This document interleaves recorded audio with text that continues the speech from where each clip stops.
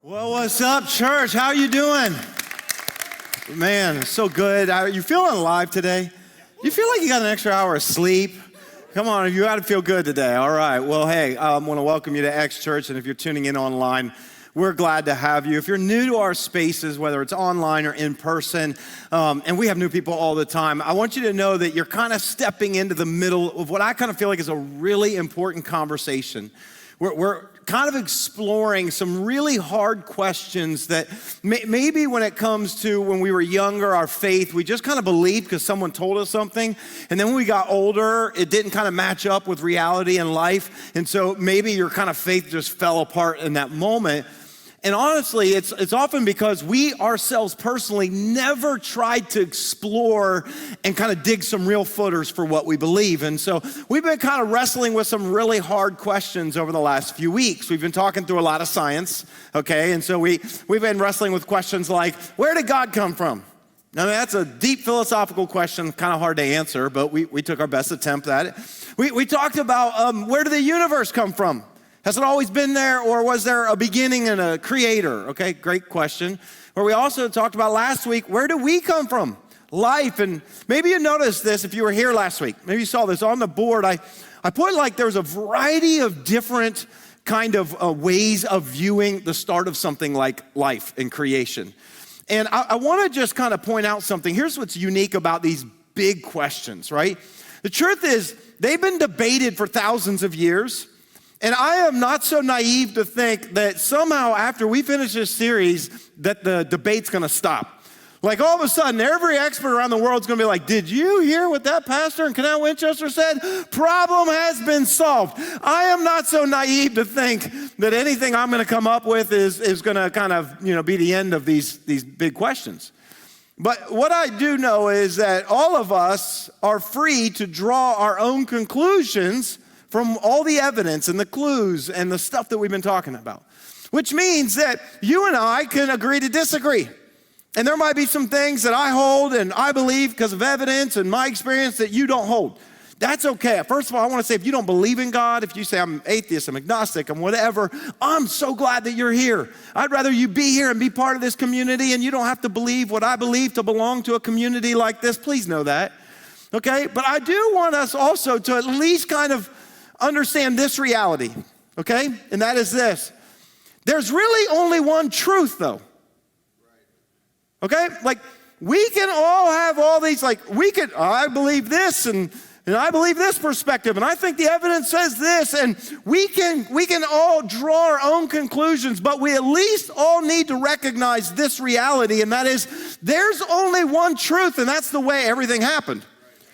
And here's what that means, and we're all gonna disagree in this room and watching online. Here's what that means. That means we all need to come to grips with the idea that we're probably all wrong about a lot of things. I'm admitting that, and that's hard for me to admit. That we all have things that we're wrong about, okay?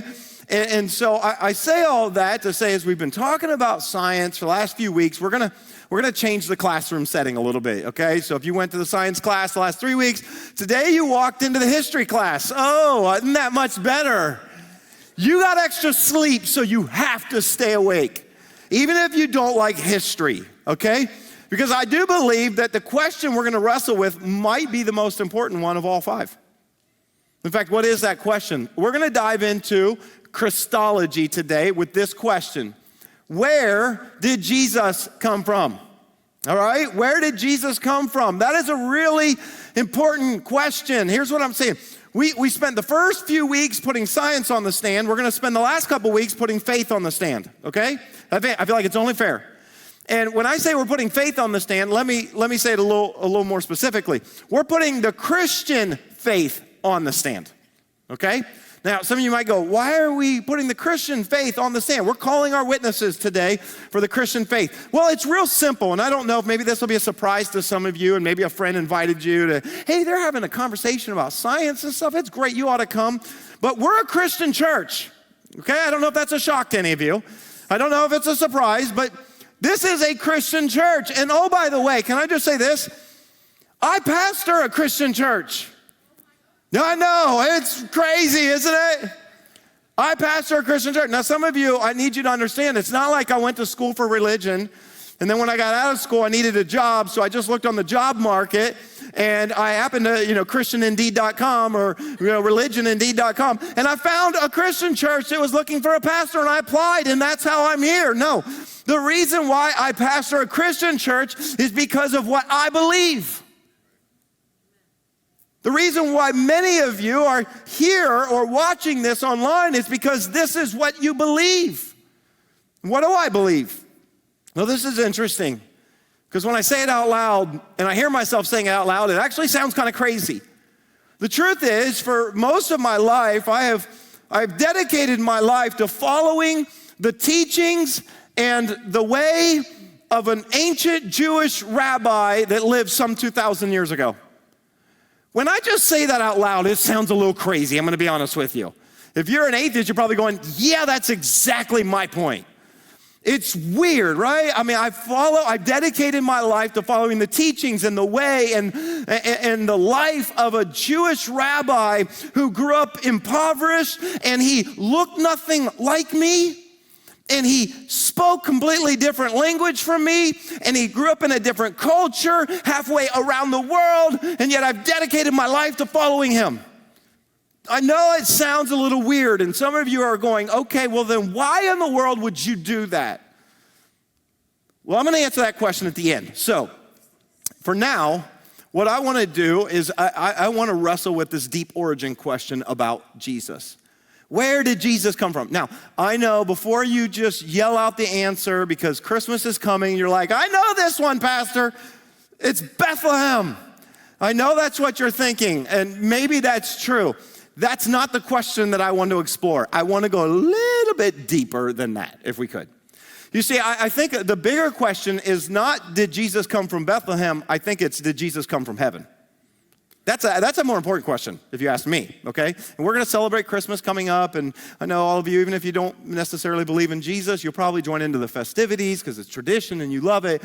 But let's go a little bit deeper when it comes to that. Now, I feel like it's only fair if we're gonna put Christianity, we're gonna put Jesus on display, and we're gonna kind of look with a magnifying glass at evidence of Jesus and who he said he is. I think it's only fair that we start with this. What did Jesus say about himself?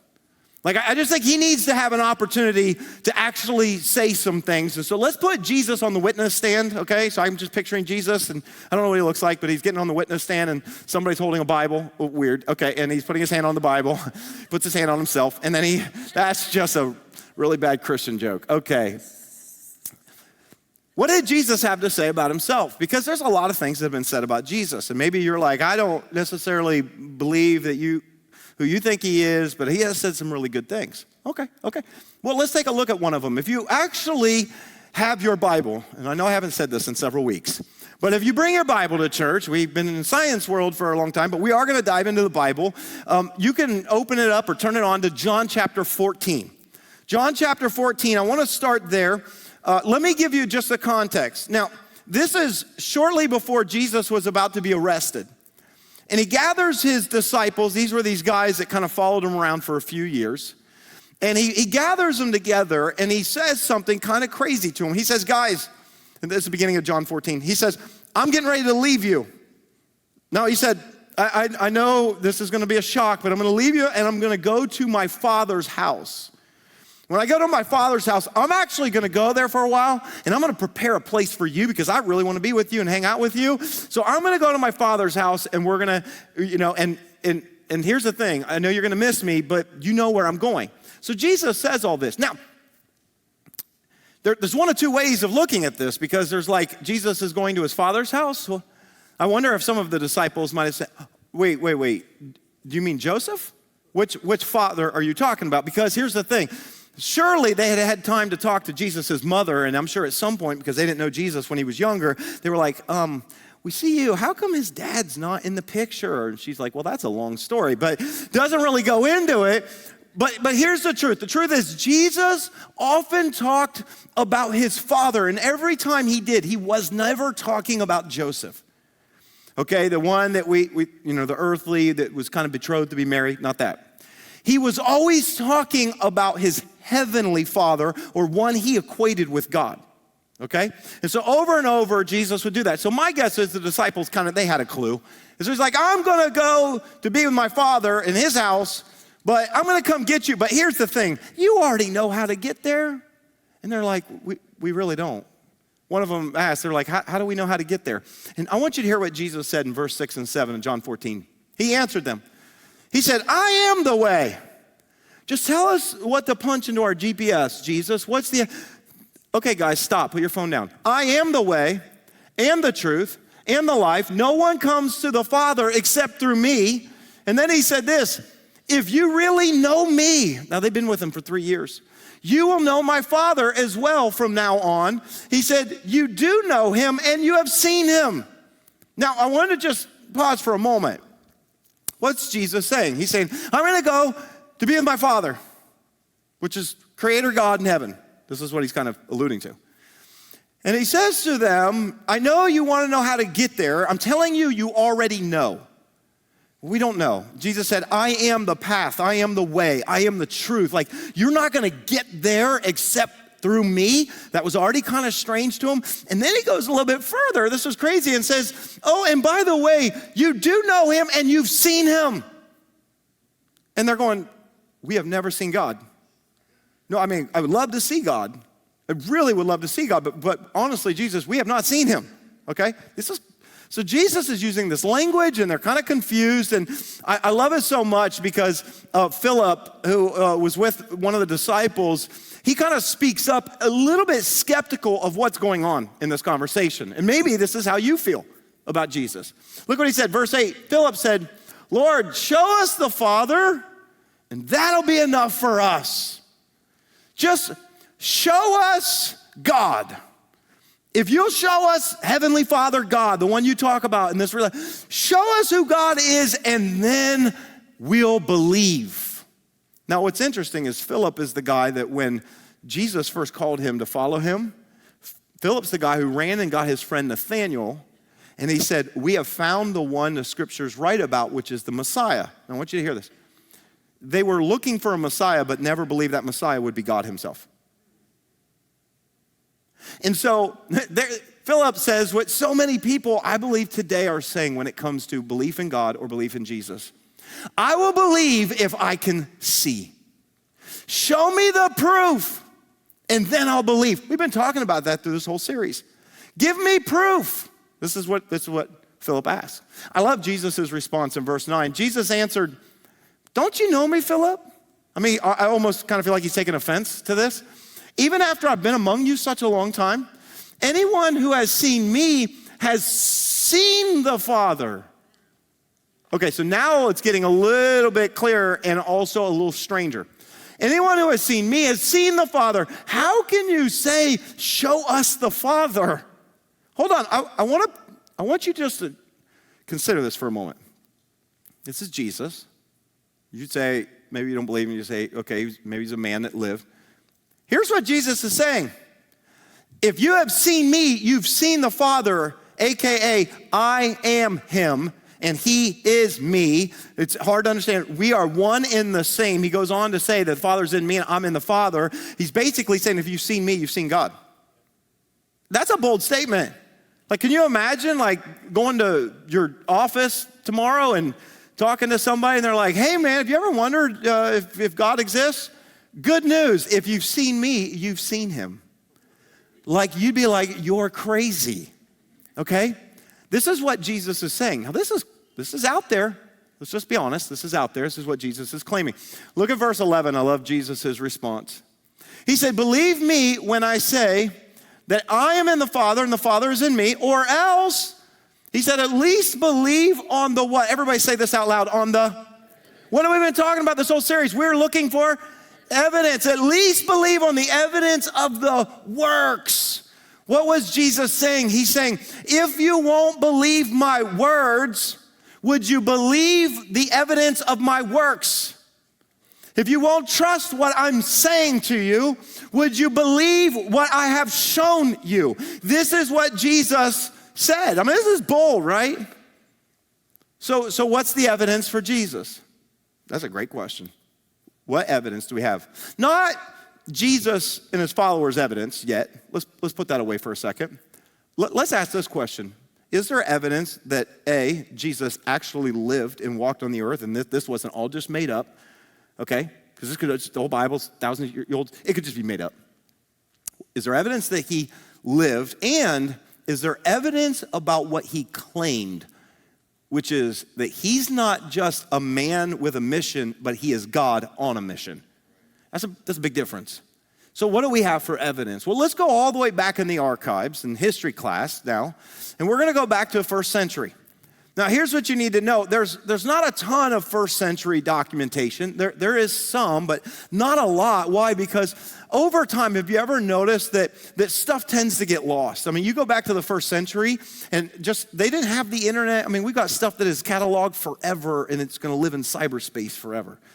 Back then, okay, most of the history of what happened was passed down orally, but the really important things were actually paid scribes would write on parchments or on animal skins or different things. They would write out history and what happened, and a lot of that has been lost over years. It just decays if it's not preserved right.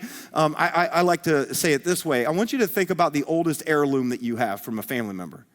You could go back, and some of you might go, oh, I've got this thing from my great-grandmother. That's awesome. That's awesome. Maybe you've got one thing from your great-great-grandfather. That's great. Have you ever noticed, though, that we just tend to lose stuff over time? Like where did all of their precious stuff go that'd be worth a lot of money today if I had it?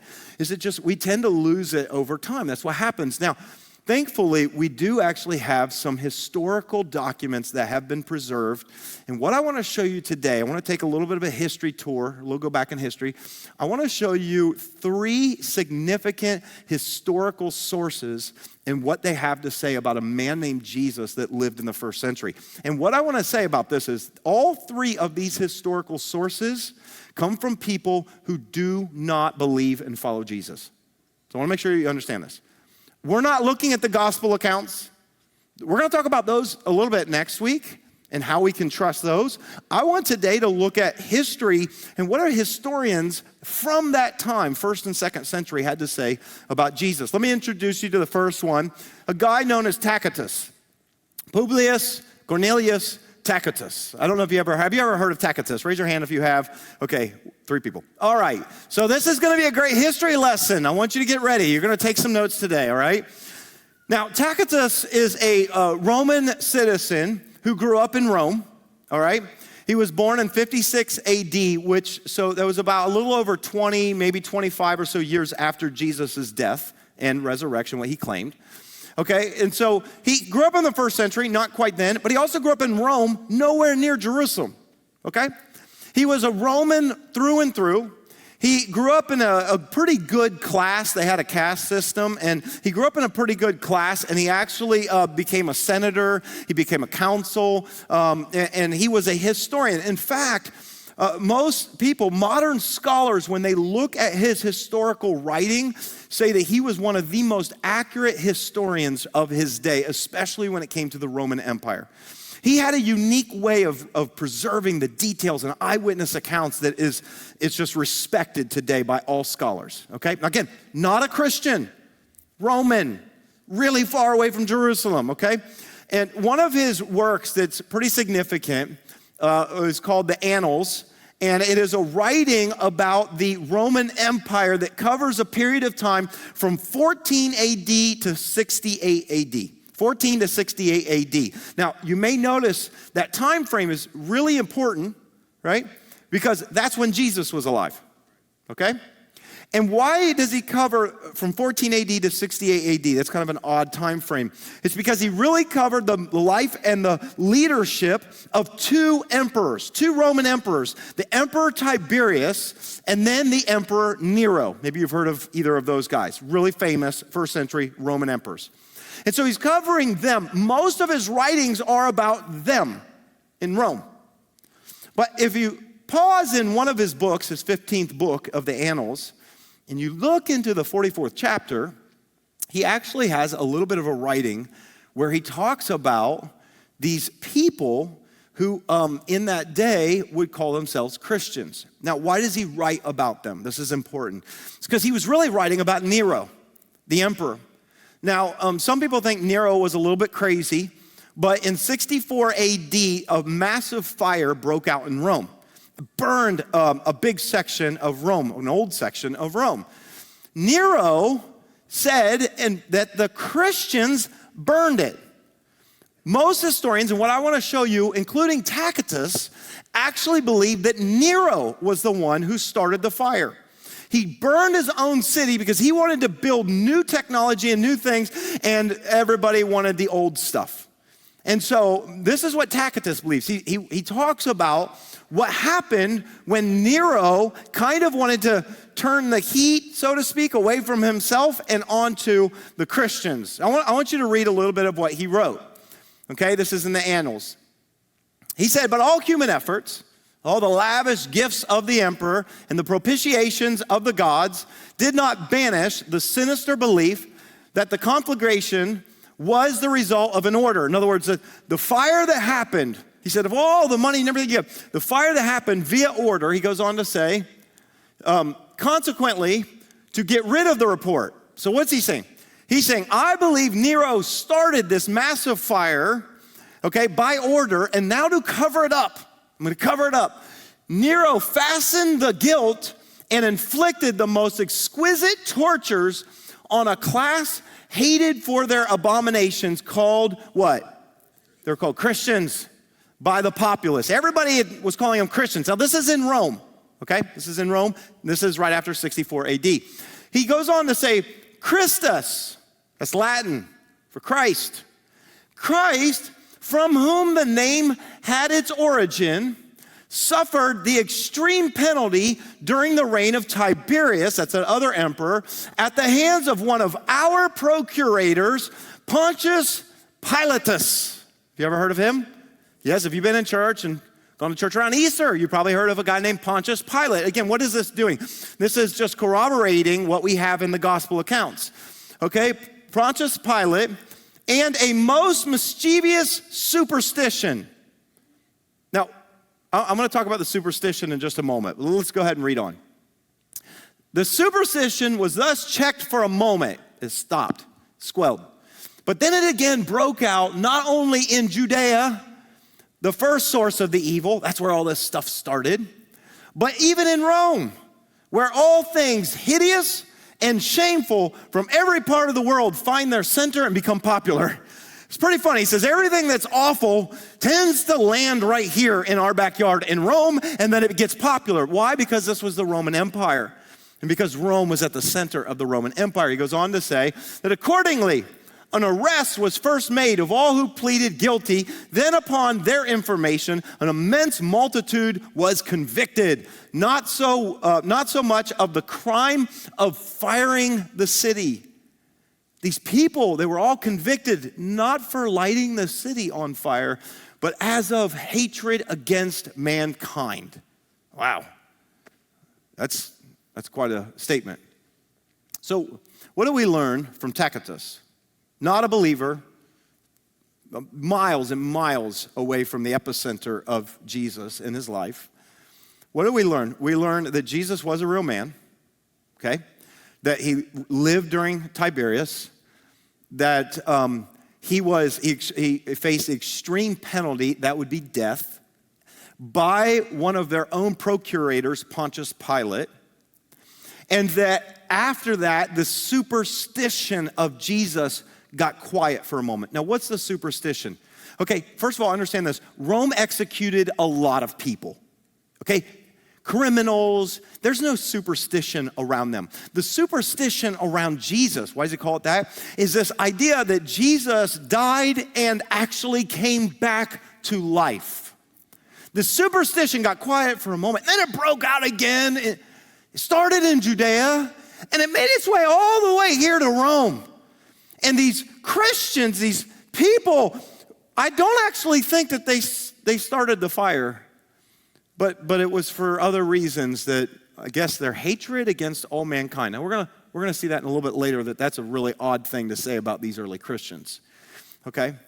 And what we have is a really accurate historian who is letting us know that Jesus was a real man. He really lived. He really died. There's a superstition around his death, and that there are all these people that years and years later, decades later, that has made its way to Rome, and they actually believe in him enough that they would die for what they believe, okay? He goes on to write, and we're not going to look at it. It's kind of gory. But he talks about what they faced, these Christians, and they would talk about wrapping them in animal skins that they had killed and then feeding them to other wild animals or crucifying them on crosses, and then when they weren't dead by night, they would douse them in oil and light them on fire as lanterns. He goes on to talk about this, not with a sympathy like, oh, these are my people, but as a historian saying what happened, okay? So this is Tacitus. Right? Let me give you another one. Another one is a guy that is known as really Pliny the Younger. Okay, this is his kind of like original name, but he would go by Pliny the Younger. He was raised by his elder, or by Pliny the Elder, who was his uncle. Now, Pliny did not live in Rome. The Roman Empire was really big. He lived in a vicinity that was actually pretty far away, if you move over toward Turkey, called Bithynia. All right? Now, Pliny grew up in a really good system within the Roman Empire, a good caste system. He became a lawyer, and eventually, as what happens with a lot of lawyers, is they end up going into politics. Okay, and so he ended up eventually becoming a judge, a magistrate, and then a governor of Bithynia. Now, one of the things that's interesting about Pliny is that he was a historian, and as a lawyer, historian, he would write with just immense detail about all kinds of things, and we actually have what's been preserved is about 247 of the letters that Pliny the Younger that he had written himself. And so we have a lot of history from this guy, all right? Now, again, he's not a Christian. He's not from Jerusalem, okay? He's a Roman citizen. And in fact, one of the most, I guess, the more famous things that he wrote about, that this is where we get the historical information, is about a volcano that erupted in 79 AD, Mount Vesuvius. Have any of you ever heard of Mount Vesuvius? And if you maybe didn't hear anything before the Amazon Alexa commercial that was out not long ago about a dad trying to help their kid about Pompeii and all that good stuff, well, Pliny the Younger actually wrote about it. It's where we get a lot of our historical information. What's interesting is scholars trust people like Pliny and Tacitus when they write about historical events. There's no reason to not trust them when they write about Jesus or his early followers. Now, so Pliny the Younger became a governor of Bithynia. And because he became a governor, he ended up presiding over these court cases where there were these people called Christians that were being drugged from the streets in prison for breaking some Roman law, and now he's presiding over their court cases. He was a lawyer at one point, now he's kind of the judge, he's over them. And he writes a letter to the then emperor, his name was Trajan. He writes a letter to Emperor Trajan because he said, I don't know if I'm doing this right. I want to make sure that I'm making Rome happy with how I handle these Christians, okay? And so Pliny the Younger writes him a letter, and he describes in this letter the method that he's using to determine if they are guilty of whatever law they broke. I want you to hear what Pliny the Younger wrote about them in one of his books. He said this, in the meanwhile, the method I have observed toward those who have been denounced to me as Christians. So someone came and they would tell me, these evil people are Christians. Here's what I did. I interrogated them whether they were Christians.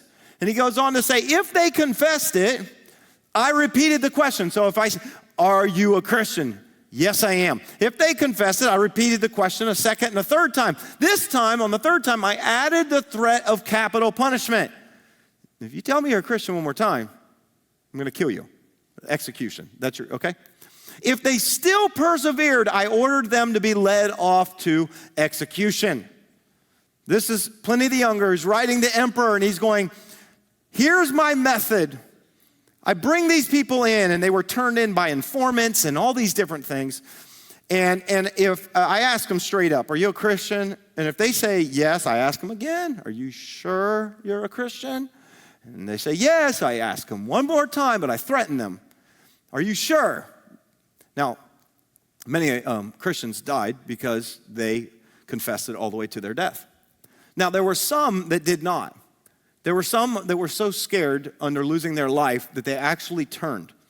And Pliny goes on to actually talk about what he did for a method for those who said, wait, okay, I'm not a Christian. To make sure they really weren't a Christian, here's what he did. Here's his method. He said, I made them recite invocations to the gods, the Roman gods, and to the emperor himself as a god. Oh, also, because it was all surrounding this Christ guy, I made them curse Christ. That's what they had to do. This is his litmus test to go, are you, okay, now you're saying I'm not a Christian. I don't know if I buy it. Here's what you have to do. Recite all these things, incantations, everything to these guys, and then curse Christ. Why did he use that? Can I ask you just to think, why would he use that as the method or the test? It's because one of the things he found out about these Christians is that they didn't just believe there was a man named Jesus who lived, they actually believed that he was God. That was significant. Again, what are we looking for? We're looking for evidence of the historicity of Jesus and his claim. He claimed, if you've seen me, you've seen God. Okay, this is pretty significant. Now, what's sad is as you read on, Pliny the Younger, in writing this letter, he actually goes on to learn from the people who recanted their faith. He learns from them the acts and the habits of these early Christians. Remember what Tacitus said, these people that just do atrocities against mankind, they hate mankind. I want you to see, again, this is a contemporary of Tacitus. Here's what he said. This is what they told him. They affirmed, however, that the whole of their guilt or error was that they were in the habit of meeting on a certain fixed day before it was light. Can any of you guess what day they were meeting on? What? Said, Sunday. They would worship once a week on Sunday. And I love this part. They would do it before it was light. Isn't that crazy? Because we get daylight savings time and you can't still get here on time for an 11:15 a.m. experience. Let that sink in for just a moment. All right, we'll move on. Okay, by the way, why do you think they met before light? Yeah, because under the shroud of darkness, otherwise they could be captured and killed, right? So here's what they did. This is what we learned. These evil Christians, they would meet on a certain fixed day. Oh, and of singing in alternate verses a hymn to Christ as a God. Now they're singing these songs, and they're not just singing these hymns about Christ. They're singing to Christ as like you would to a God. He goes on to say that, and of binding themselves by a solemn oath. So they would all say, we're all going to take an oath together. This is what they would do, the early Christians. Not to wicked deeds. You know, you think, we're going to go destroy the city. No. But never to commit any fraud or theft or adultery. Never to falsify their word nor deny a pledge when they were called upon to deliver it up. This is what was so awful about these Christians. They went to church, they worshiped, they all promised that they were never going to lie, never steal, never break their vow with their spouse. They were going to always honor their word. Emperor Trajan, am I doing the right thing? And guess what the Emperor Trajan wrote back? He said, yep, you're doing the right thing. Again, not a believer. I just wanted you to hear what a historian had to say. Let me give you the third and final one. It's probably one that's the most popular of them all. His name is Josephus. How many have ever heard of Josephus, right? Okay, a lot more hands go up. Titus Flavius Josephus. Now, do you see this name? I'm not even going to try my best to pronounce it. This is his real name that he was born with because he's Jewish. So this is where he's different than the other two historians, and he has a different perspective, by the way. He was a Jewish-born man who grew up and lived in Jerusalem, okay? He grew up in Jerusalem. By the way, I don't know if you noticed this. He was born in 37 AD, which is within just a few years of Jesus' death, okay? So why is this important? Because Josephus was a Jewish man who some say that he was part of the Pharisaic group. Okay, he was elite, he was trained. We know this, he's a historian, he wrote things down. Okay, but we also know this, that when the events that were happening in the New Testament were happening in the book of Acts, and after that, he was in the center of it, and he was old enough. Okay, he was there.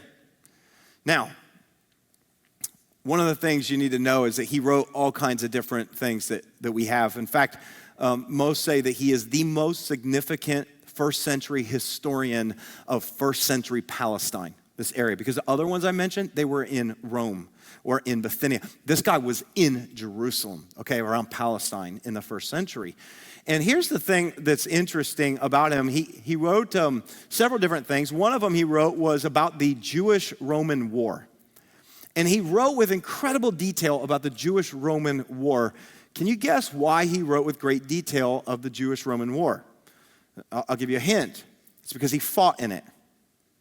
As a Jewish man in a rebellion that rose up against Rome in 66 AD. Okay, the Jews rebelled against Rome and they fought. That began this like war, this battle. You got to think that this carried on. Now, if you are familiar with history, then maybe you know that Jerusalem was ultimately overcome and most of it destroyed, especially the temple, by 70 AD. All right? Now, he fought in this war, and when he was in this war fighting against Rome, he got captured. And when he got captured, he defected. He said, actually, I know I'm Jewish and all this, but I really believe in Rome. And he defected to Rome. Now, the military commander at the time was a guy named Titus Flavius Vespasian. That's the name of the military commander that was actually fighting against Jerusalem at the time. Titus Flavius Vespasian. Titus Flavius Vespasian. Oh, that's interesting. His name, Greek name is what? Titus Flavius Josephus. Why is that? It's because when he defected to Rome, okay, he actually kind of hit it off with Vespasian, who was the commander. He actually predicted, or some say, or he wrote in, we don't know for sure if he predicted this, that Vespasian was going to be the next emperor, which he ended up becoming the emperor. He also said about Vespasian that he thought he was the Jewish Messiah. Well, that's interesting. This Roman commander, the Jewish Messiah. This is what he thought, okay, when all the messianic stuff. Why is all that important? Because what he had to say, from his perspective as a Roman defector, he was not a sympathizer with Jesus. He grew up Jewish. He defected to Rome, and then he wrote all kinds of things. Now, maybe you're familiar with his most famous work. It was called the Jewish Antiquities. Okay, where he covered the Jewish people from way back, some say as far back as creation, all the way through several volumes that he wrote about the Jewish people. What's interesting is there's one particular point I want to reference. Now, there's a couple places where he references Jesus. He was born after he died, but lived in the same time frame of his early followers. But in 62 AD, he would write this. He would write about what happened in 62 AD, that the chief high priest at the time of the Jewish people was a guy named Ananias. And Ananias actually held court. He convened court for the Sanhedrin. In 62 AD, this is what Josephus would write about. And oh, by the way, he had intimate knowledge because he was in Jerusalem at the time and an adult. That they brought in this guy named James, who claimed to be the brother of Jesus, the one they call Christ. And they tried him according to their Jewish rules and found James guilty of breaking their Jewish faith and tradition, and he was sentenced by the high priest to be executed by stoning. James. Now, why is this so interesting? Because when you look in the gospel accounts, Jesus' brother James did not believe that Jesus was God. Do you understand that? He grew up, Jesus was his older brother. Now, I have an older brother, his name's Pete. And here's a great question to always ask, okay? If you grow up around your siblings, right? What would it take to convince you to believe that your sibling was God? Think about it. What would it take for my brother Pete to convince me to go, hey, Tim, I know all those times when I pushed you around and I treated you badly and all this stuff. I know, I'm sorry. But hey, I'm really God. If you've seen me, you've seen the Father. Think about this, okay? James was willing to die for this. What happened? Something happened. We know that leading up to his death, James did not believe in his brother. But after his death, he did. Why? Paul would tell us it's because Jesus, the resurrected Jesus, appeared to his brother. Now, if my brother died and was dead for days, and I went to his funeral, and then he knocked on my front door, that's a different story. Okay? This is what happens with James. And Josephus writes about it. Why? Okay, what am I saying? Why are all these accounts so important? I think it's a great question. Because these are non-Christian, unbiased accounts that talk about the historicity of Jesus. He really did live. That talked about how he died. Talked about a superstition around how he died.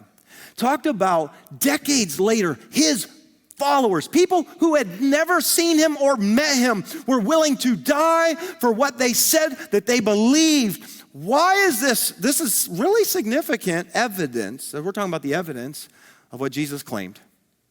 Now, you know what's fascinating to me when you look at what was written about Jesus in the first century and you take the non-Christian plus the Christian sources, guess what you discover? There is more that has been written about this ancient Jewish carpenter from the first century than the man who was the most popular and most powerful man in the known world, Roman Emperor Tiberius. There is more written about Jesus than Tiberius. Think about that for just a second. That's crazy. And next week, we're going to talk about the gospel accounts a little bit. How can we trust the gospel? How can we trust the Bible? We're going to talk about it next week. But what's interesting about the gospel accounts is the majority of the 4 gospel accounts we have all focus primarily on the week leading up to his death and his resurrection. They put all their energy, why? Because not only did Jesus claim to be God, but the central claim for Jesus was also around resurrection. That was the central claim. In fact, there was a moment before he was arrested when he was really going to, and he saw a woman, a friend of his, who was grieving over the death of her brother, Lazarus. And I want you to see what Jesus said in John 11, verse 25. Jesus said to her, this was Martha, he said, I am the what? Everybody say this out loud. I am the, and the. Now, he hasn't died yet. He says, I am the resurrection and the life. But this is important. The one who believes in me will live even though they die. And whoever lives by believing in me will never die. Do you believe this? Now, this is kind of a bold statement to make. You haven't died, Jesus, but you're saying that you are resurrection and you are life, and that anyone who believes in you, though they die, will actually not die, but they'll live? Now, that's a bold thing to say, but Jesus, what did we learn that he said in John 14? He said, if you don't believe the things I say, would you believe the evidence on what I do? Right after he said this, guess what he did? He went and raised Lazarus from the dead. He said, I'm the resurrection. Watch this, guys. Pull the stone away from the tomb. And he raised the dead man who'd been dead for 4 days. Now, listen, there were all kinds of witnesses there. Now, why was that an important event? Because that actually is what triggered the Jewish leaders to actually seek Jesus out to put him to death. That's a bold claim. I'm the resurrection and life. By the way, Jesus didn't just make that claim and say, I have the power to raise others from the dead. He made that claim about himself. I want to show you this in Matthew 17. I want you to see what Jesus, now 3 different times Jesus got with his disciples before he was arrested, and he made this same kind of claim. When he gathered with his disciples, when he came together in Galilee, he said to them, the Son of Man is going to be delivered into the hands of men. That's a phrase he used for himself all the time, Son of Man. They will kill him, and on the 3rd day, he will be raised to life. And the disciples were filled with grief. Why are you filled with grief? He just got done. Well, okay, I get it. Jesus just said, guys, they're going to kill me. But here's what I need you to know. I'm going to come back to life. And they were filled with grief. Why? Because, okay, Jesus, we've seen you raise someone from that, and we've seen you do miracles, and we've seen you open blind eyes, but how are you going to do that for yourself when you're dead? It's hard to really understand this. But what I need you to understand about Jesus and what he claimed is central to his claim was not just that he was God, but that he would be raised to life, resurrection. So what is there about the resurrection? I want to just, in the remaining of our time, just quickly, I want to go through some evidence, and I'm not going to even go through the Bible on this, but that we get this from the biblical accounts. I want to go through, what do we know about the resurrection? Is there evidence, historical evidence for the resurrection? I actually believe that there is. Okay, the first one is this. The details about Jesus' death are well documented. okay? I read to you an account by Tacitus who could describe that it was under Pontius Pilate at the extreme penalty of the Romans that he was killed, okay? It's not in question that his death was well documented. Why do I say that? Because I've heard people say this, and they do. They say, maybe he didn't actually die on the cross, because you could be there for hours and hours and hours.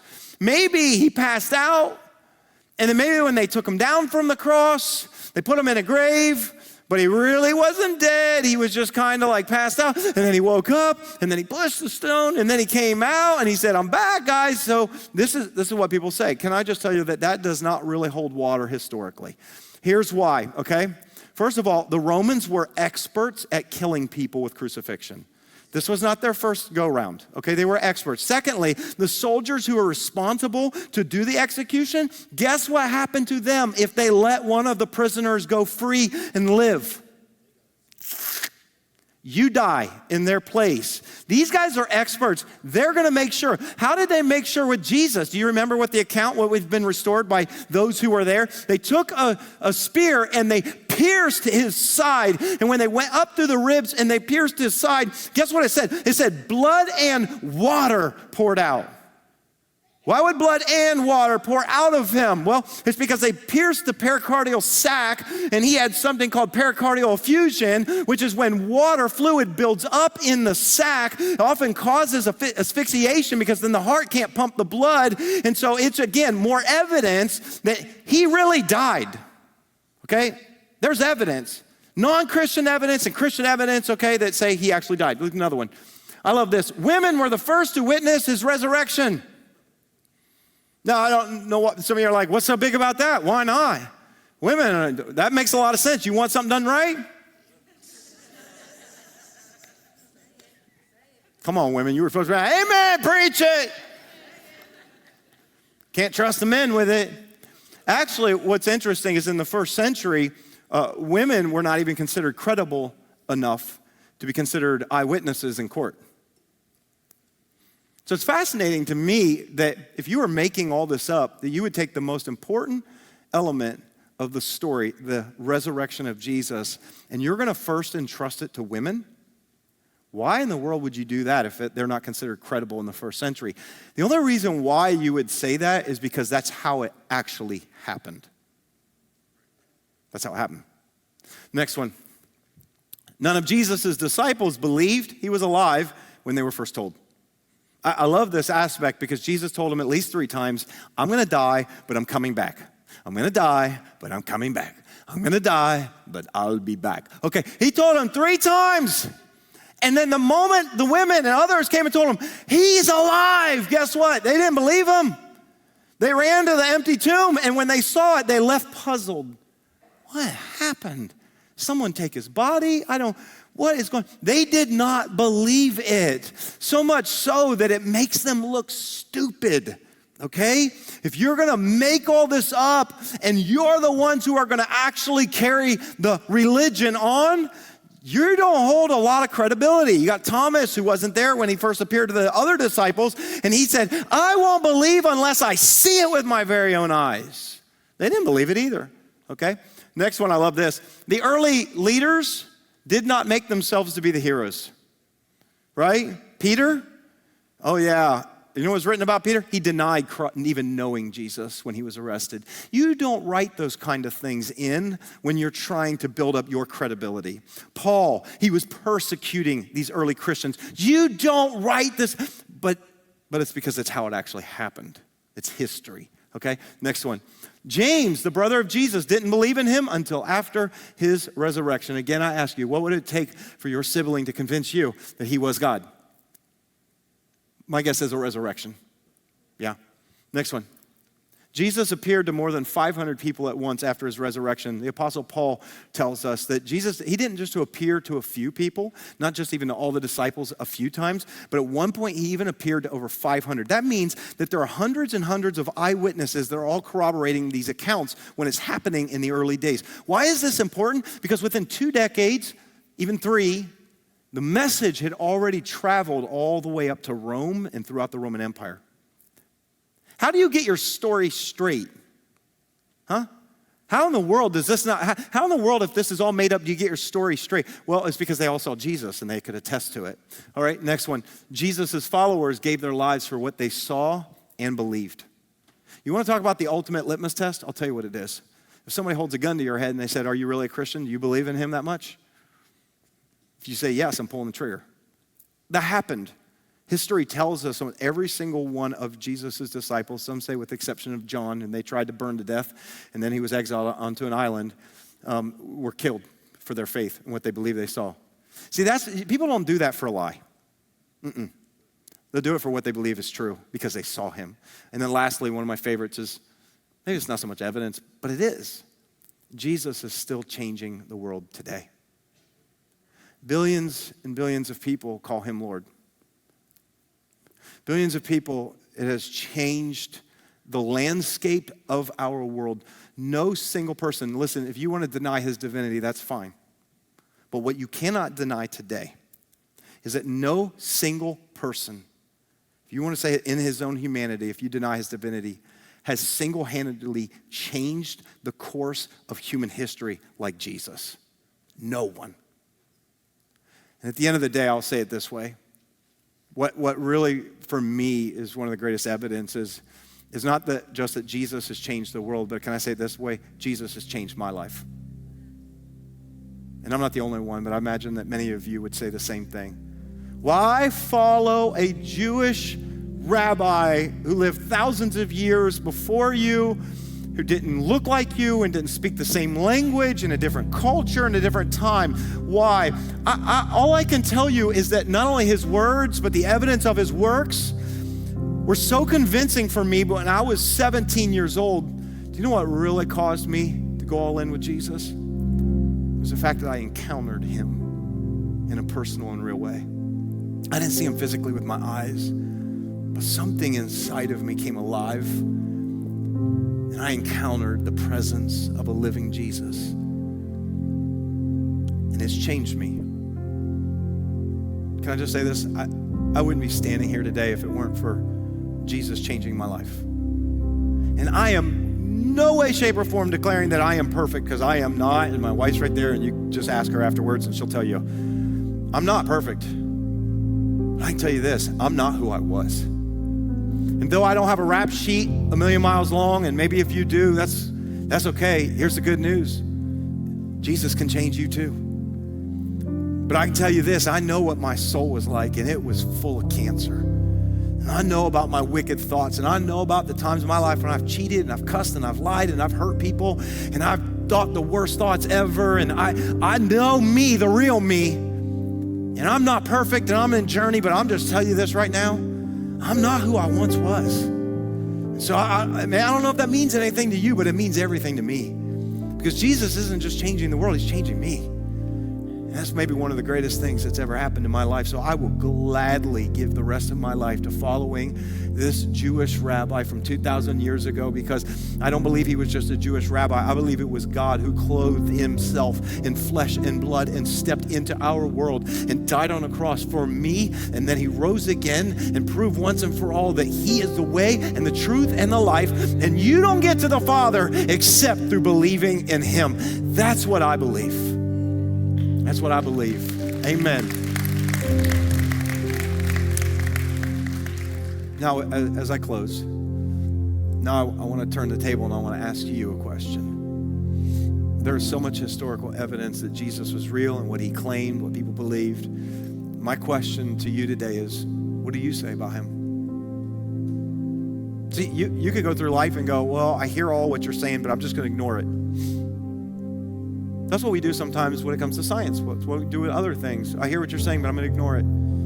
That's not what a person of intelligence does. That's not what a person of faith does. Where they meet in the middle, that's where a person says, I'm going to look at all the evidence that's presented, and I'm going to have to make a decision of what I believe about Jesus.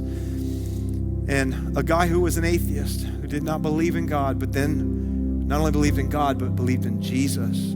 A guy named C.S. Lewis. I want you to hear just a quote of something he wrote in Mere Christianity, where he confronts us all. And he said that Jesus really only gives us a couple options of what we can say about him. I love the way C.S. Lewis puts it. He said, I'm gonna try here to prevent anyone, even you, from saying the really foolish thing that people often say about Jesus. What do people often say that's so foolish? He's like, I wanna save you from saying that. That I'm ready to accept Jesus as a great moral teacher. The golden rule and love your neighbor. And, oh, he was a brilliant moral teacher. He says, I wanna save you from saying something that foolish, right? To say he was a great moral teacher, but I don't accept his claim to be God. Good teacher, no way he's God. He said, that is the one thing we must not say. He goes on to say, a man who was merely a man and said the sort of things Jesus said would not be a great moral teacher. No, he would be either a lunatic on the level with the man who says he's a poached egg.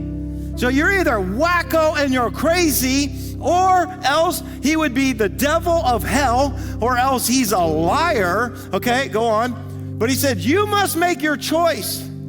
Either this man was and is the Son of God, or else a madman, or something worse. Now it seems to me obvious that he was neither a lunatic nor a fiend. Here's what C.S. Lewis would say. Here's our only three options with Jesus. He was either a lunatic, madman, we should lock him up, throw away the key, okay? Or he was a liar, and all the things he claimed, that's a lie, you can't claim that. Or he really was the Son of God, and he is Lord. He's either a lunatic, a liar, or a Lord. So my question to you is this, after all the evidence that's been presented, which one is he to you? Which one? See, at the end of the day, I think all of us have to make this decision about Jesus. And I'm just standing here to tell you, when I was 17 years old, I made the decision to say he was Lord. And I'm going to tell you this, it was the best decision of my life. Amen? Amen. Why don't you stand to your feet with me? I want to have a moment of prayer. I'm going to ask you just to bow your heads and close your eyes in this moment. And I just want to encourage every person just to hold still and just respect this moment, because I believe maybe there's some of you here today that you've been coming, you've been watching this, but I want to just say this real boldly. You've been coming and you kind of like a little bit of what all you experience and feel, but you've never actually come to grips with this question, who is Jesus? And maybe you've been dabbling around Christianity and you like what people do and things have come of it, but I'm asking you, what about you? Who do you say Jesus is? Either he's Lord, or he's a lunatic, or he's a liar, but he didn't give us any room for anything else. Maybe today, maybe for the first time, your eyes have been opened to see who Jesus really is. And as we're praying, I just wonder if maybe there's someone here today. Maybe it's just one person. I don't know. It could be 10. It could be 20. I don't know. There may be a bunch of you online right now that you're watching this. And the truth is that all of a sudden, you have this sense where you're sensing God's presence and a sense of faith to go, I believe in Jesus. I didn't know I would, but I do. I believe in Jesus. I want to invite you, if that's you today, to take a step, a bold step of faith.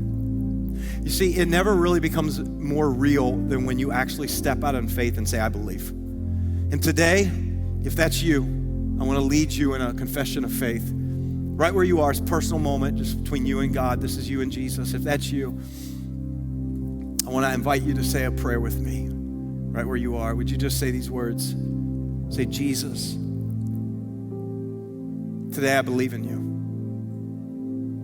I believe that you really lived and you died for me and that you rose again to give me new life. And the evidence, God, is overwhelming, but even more so right now in this moment, the evidence I feel on the inside drawing me to you. I respond to that. And I ask you to forgive me of my sin, my error, my wrong. And I don't know what it looks like, but from this moment forward today, Jesus, I declare you're Lord. You're Lord of my life. And I surrender my life to you. Thanks so much for tuning into this message. I hope that it encouraged you and inspired your faith. If God is doing something in your life, would you take a moment and let us know? We want to connect with you and we want to be able to pray for you. All you have to do is shoot us an email to hello@thex.church, or you can always send us a DM on one of our social media platforms. And if you know somebody that would also be encouraged by this very message, why not take a moment and just share it with them right now? And as always, I want to say thank you to every single person who so generously financially supports this ministry so we can continue to get messages like these out to people all over the world. We believe God is building something special and you're a significant part of it. Until next time, have a great day.